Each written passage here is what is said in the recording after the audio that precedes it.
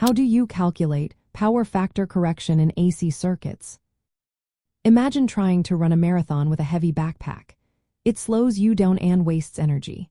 That's similar to how reactive power affects electrical systems. When loads like motors or transformers are in use, they create reactive power, which doesn't do useful work but causes extra current to flow.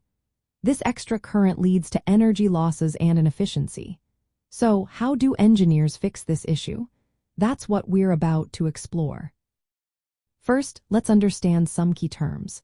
Real power is the actual work done, measured in watts. Reactive power is the power stored temporarily in inductors or capacitors, measured in volt-amperes reactive. Apparent power combines both real and reactive power, measured in volt-amperes. The power factor is the ratio of real power to apparent power and is also the cosine of the phase angle between voltage and current. A power factor of 1 means all the power is being used effectively, while a lower number indicates reactive power is present.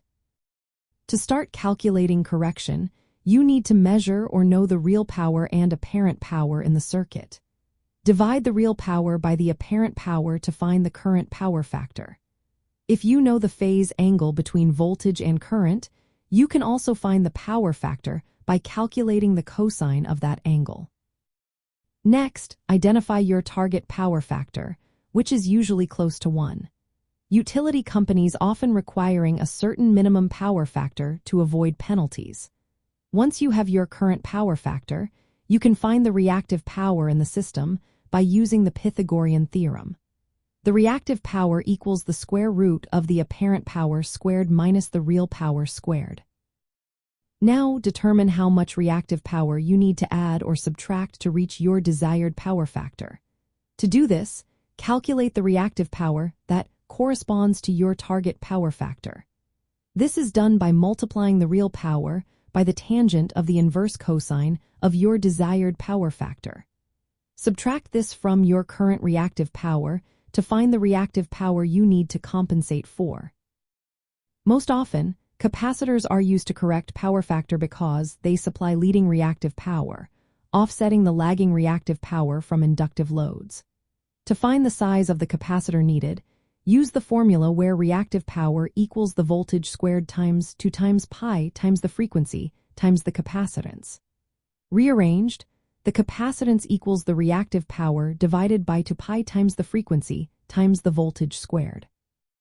For example, if you have a system running at a voltage of 120 volts, a frequency of 60 Hz, and you need to compensate for a reactive power of 100 var, you plug those numbers into the formula to find the capacitance in farads.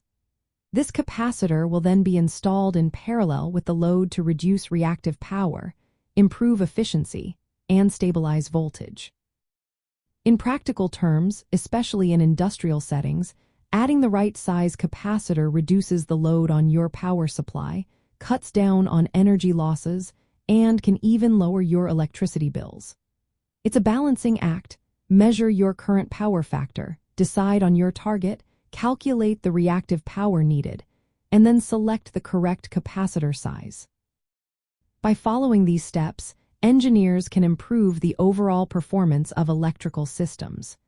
Correcting power factor isn't just about saving energy. It's about making systems run smoother, more reliably, and more cost-effectively.